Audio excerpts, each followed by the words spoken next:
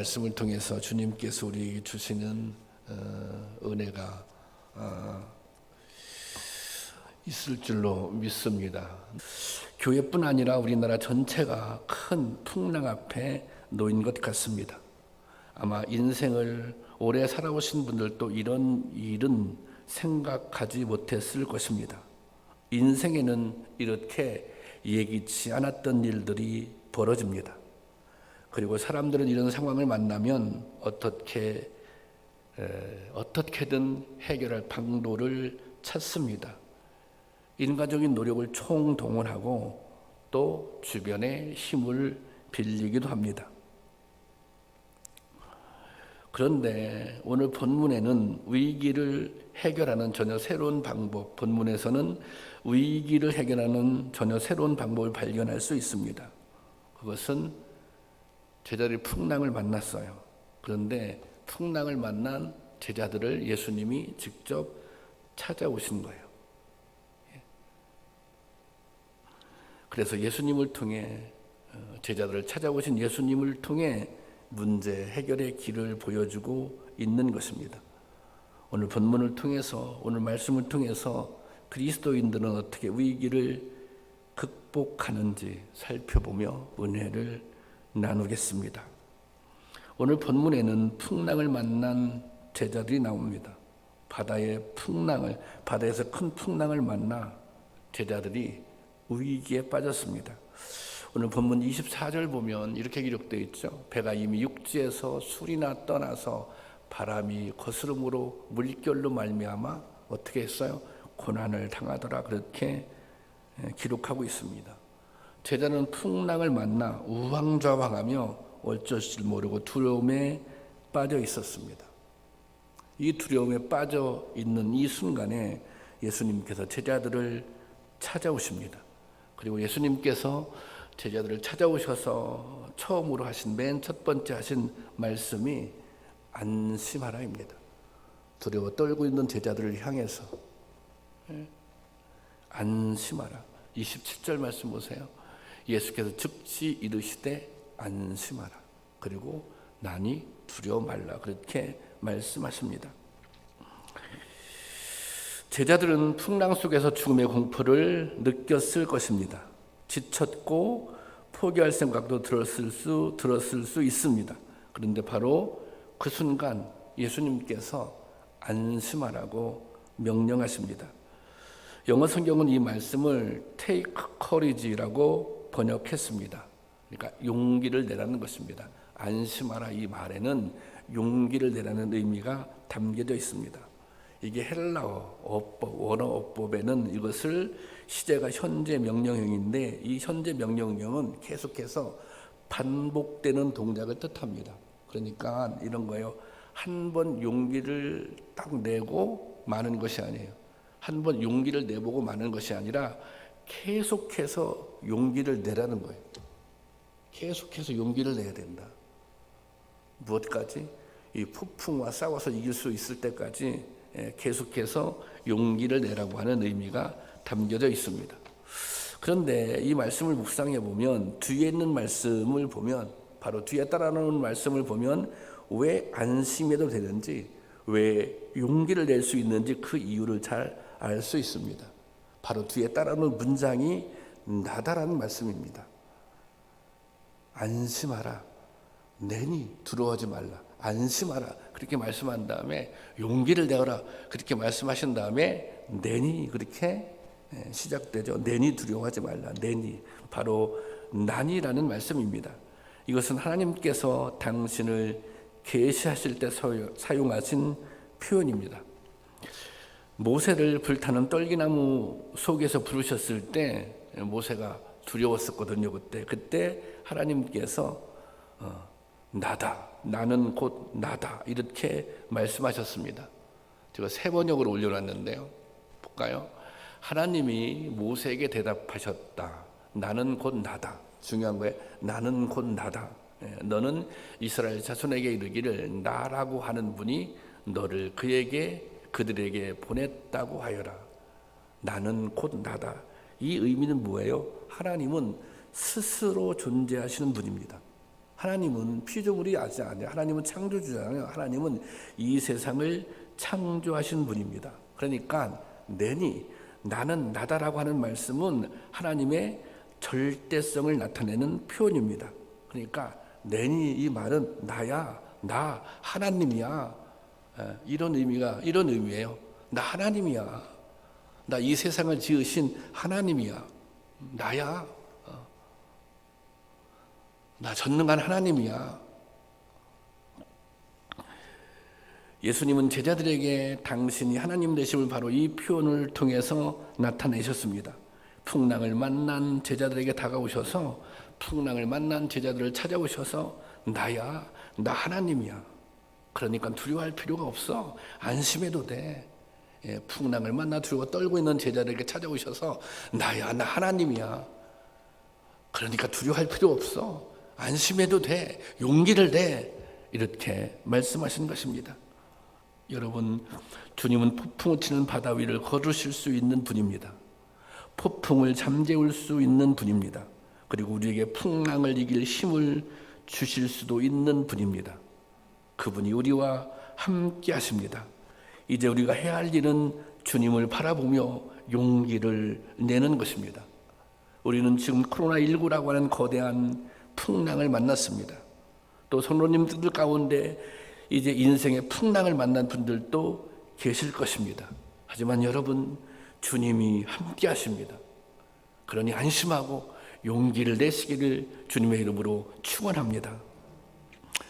본문 29절 말씀을 보면 베드로가 물 위를 걷다가 빠지는 장면이 나옵니다.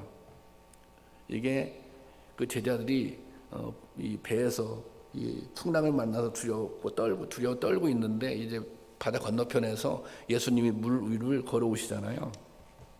그때 베드로가 그 주님을 향해서 이렇게 얘기하잖아요. 주님, 저도 물 위를 걸어갈 수 있겠습니까? 저도 걸어가도 되겠습니까? 그러니까 예수님이 그래, 한번 걸어봐라. 여기 본문 말씀 보세요. 29절 오라.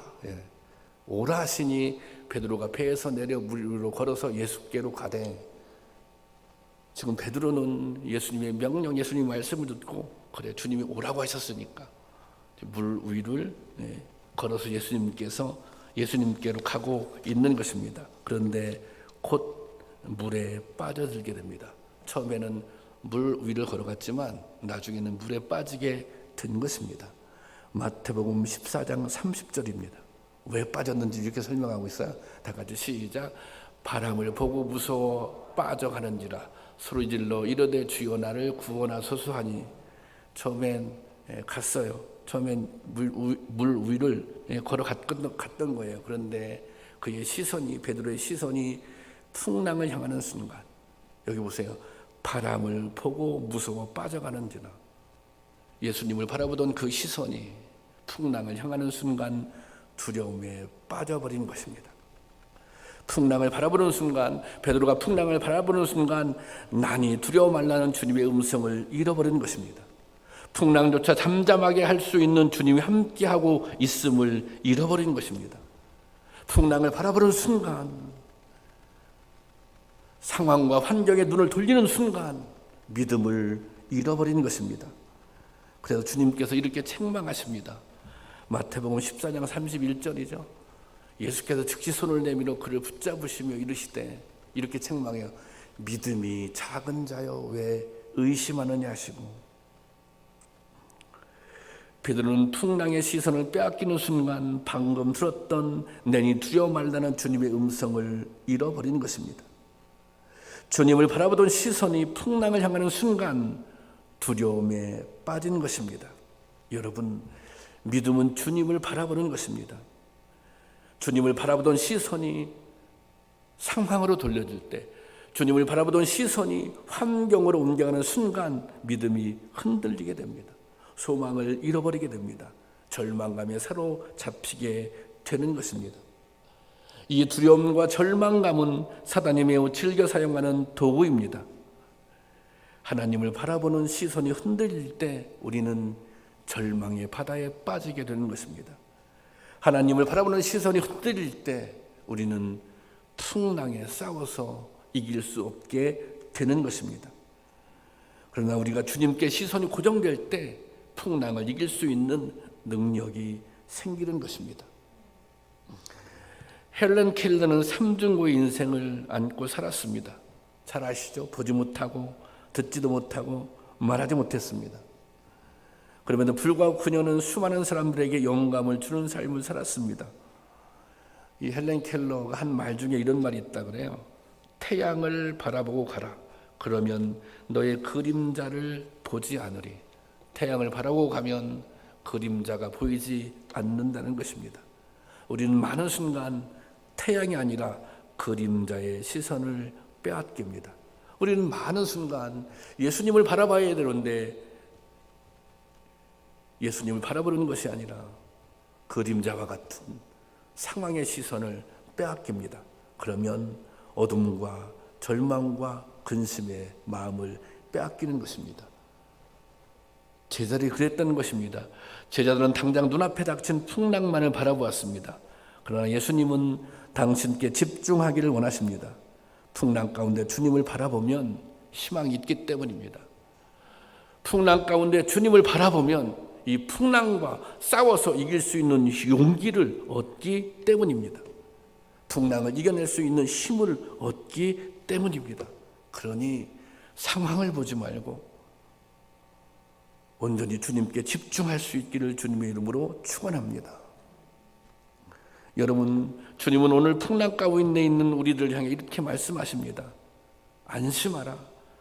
용기를 내어라. 내가 너에게 주고자 하는 것은 풍랑이 아니라 새로운 은혜다.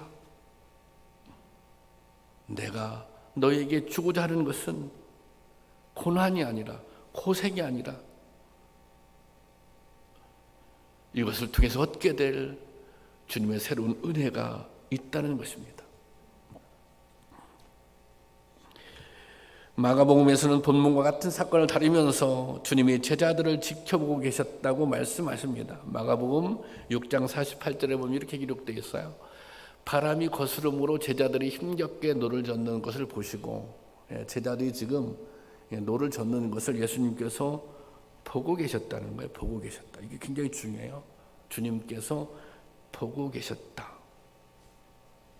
그런데 주님께서 그냥 보고만 계신 것이 아니라 오늘 본문 23절 볼까요? 23절. 무리를 보내신 후에 기도하러 따로 산에 올라가시니라. 저물매 거기 혼자 계시더니 기도하러 따로 산에 올라가셨다는 거예요. 그러니까 주님은 뭐 하면서? 기도하면서. 풍랑을 만난 제자들을 보고 계셨어요. 뭐 하면서? 기도하면서 보고 계셨다는 것입니다. 여러분, 주님은 지금도 우리를 지켜보며 간구하고 계십니다. 로마서 8장 34절 말씀을 보면 제가 읽을게요. 누가 정죄하리요? 죽으실 뿐 아니라 다시 살아나신 이는 그리스도 예수시니. 그 다음 보세요. 그는 하나님 우편에 계신 자요 우리를 위하여 간구하시는 자시니라. 예수님께서 하나님 우편에 계시며 우편에 계셔서 우리를 위해서 간구한다는 것입니다. 여러분, 주님께서 지금 이 순간 하나님의 우편에 계셔서 하나님의 자녀들을 위해서 간구하고 계십니다. 여러분, 주님은 지금 이 순간 인생의 바다에서 풍랑을 만나 힘겨워하는 우리를 지켜보고 계십니다. 그리고 기도하고 계십니다. 여러분, 주님이 보시고 주님이 기도하신다면 소망이 있지 않겠습니까? 주님이 우리를 보고 계시고 우리를 위해서 기도하고 계신다면 결국 승리하지 않겠습니까? 그런 역사가 우리의 삶 가운데 나타날 줄로 믿습니다. 그리고 주님은 바다 위로 걸어서 그들에게 오셨습니다. 오늘 본문 25절 말씀 보면 이렇게 기록되어 있어요. 밤 사경에 예수께서 바다 위로 걸어서 제자들에게 오시니. 밤 사경이라는 거예요. 성경은 이때가 밤 사경쯤이라고 말하고 있습니다. 밤 사경은 대략 그 유대의 시간으로 계산하면 새벽 3시에서 6시까지 그 시간인데요. 가장 이게 밤이 깊은 시간입니다. 그러니까 밤이 가장 깊다고 하는 것은 요 시간이 지나면 새벽이 시작되는 시간입니다. 이게 아주 결정적인 시간입니다. 이 바로 그 결정적인 시간에 예수님이 찾아오십니다. 이 결정적인 시간을 우리가 카이로스 그렇게 얘기합니다. 크로노스 그것은 사람의 시간이죠. 이 카이로스는 하나님의 시간입니다. 하나님의 시간이라고 하는 것은 하나님이 역사하는 시간입니다. 그래서 결정적인 시간이에요. 하나님이 역사하는 시간, 하나님이 우리에게 은혜를 베푸시는 시간. 여러분, 우리의 생애는 누구나 이 결정적인 시간, 하나님이 역사하는 시간이 있는 것입니다.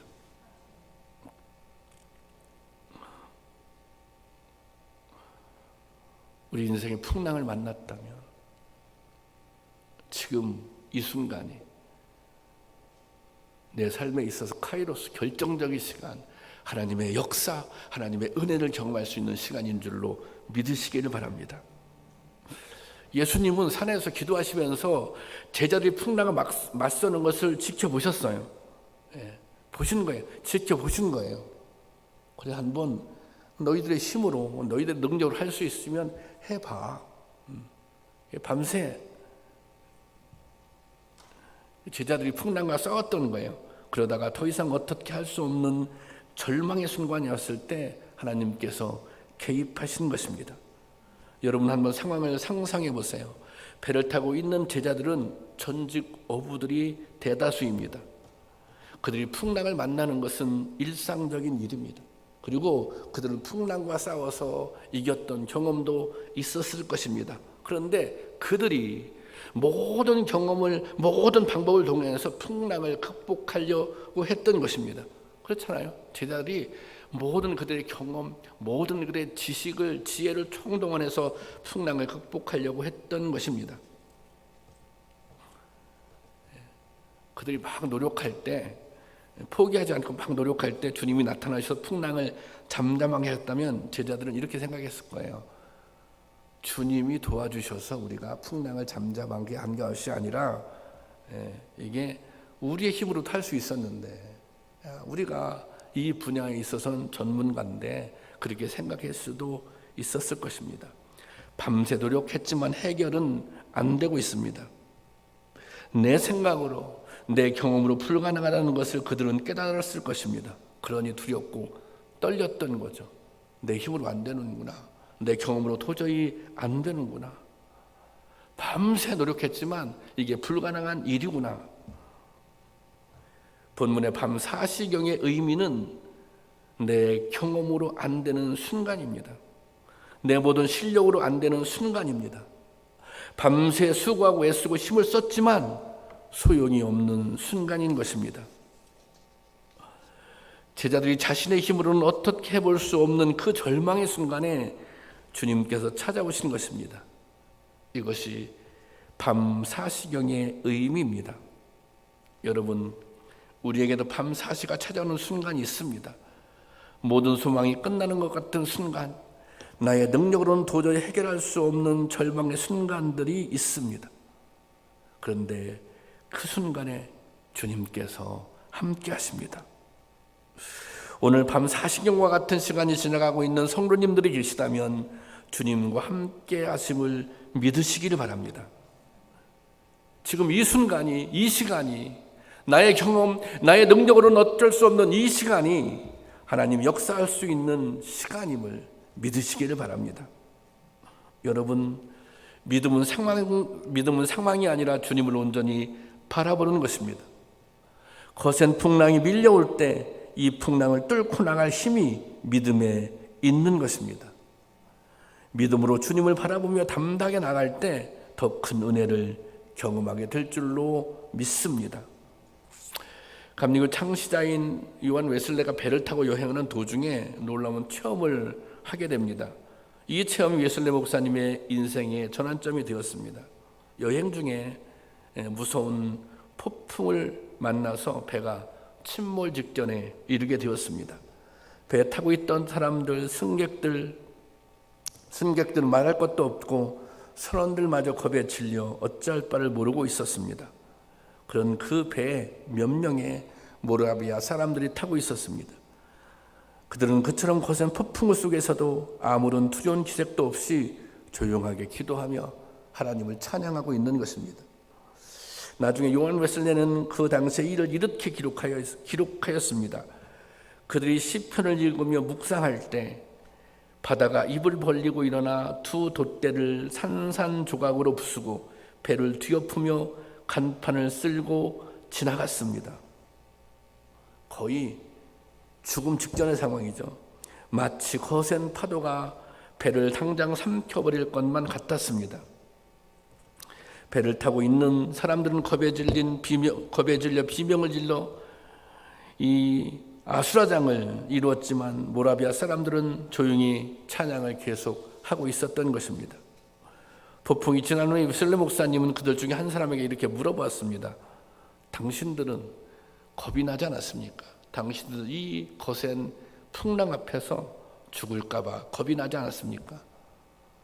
그러자 그는 단호하게 아니라고 대답했습니다. 그리고 이렇게 말했다고 합니다. 우리는 이 풍랑 가운데도 주님이 함께 하심을 믿습니다. 우리는 이 풍랑 가운데도 주님이 함께 하심을 믿습니다. 그 순간 웨슬리는 자기의 믿음이 약한 것을 깨달았다고 합니다. 내가 주님을 온전히 신뢰하지 못하고 있구나. 그래서 그의 인생에 이 사건이 커다란 도전이 되었다고 합니다. 여러분, 오늘 우리의 삶이 풍랑 가운데 있습니다. 그런 우리에게 주님은 이렇게 말씀하십니다. 나야 나, 하나님이야. 내가 너와 항상 함께 있어. 그러니 용기를 내. 두려워하지 마. 안심해. 이렇게 말씀하십니다. 오늘 말씀을 통해 주님의 이 음성이 들려지기를 바랍니다. 이 음성을 들을 때 우리는 절망이 아니라 희망으로, 염려가 아니라 용기로 풍랑에 맞설 수 있습니다. 이 상황에 맞설 수 있습니다. 그리고 마침내는 승리하게 될 것입니다. 여러분, 주님께서 찾아오셔서 우리와 함께 하십니다. 격려하시고 용기도 주시고 결국은 이기게 하십니다. 이런 힘과 용기를 가지고 나가는 여러분들이 될 수 있기를 주님의 이름으로 축원합니다. 기도하겠습니다.